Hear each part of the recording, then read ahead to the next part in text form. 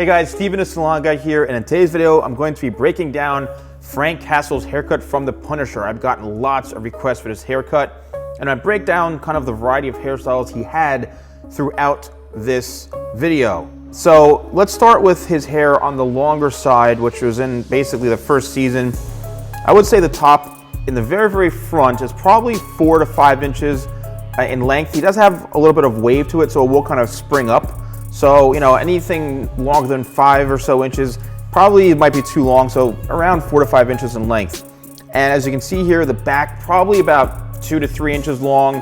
The sides are somewhat tapered, probably comes down maybe a little past the ear, and then all works up into the top. Now here's where he's got kind of the high and tight.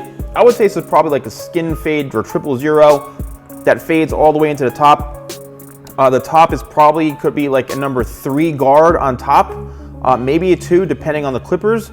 Here's where it's more of the traditional one that a lot of people seem to like, where it's probably a 1 faded up into the top, which is probably about, I'd say again, 3 to 4 inches on top.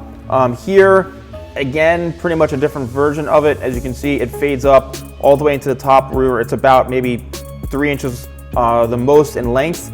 And it can be styled with a variety of pastes or different styling products. So I hope this helped you guys. Thanks for watching, and I'll see you guys very soon.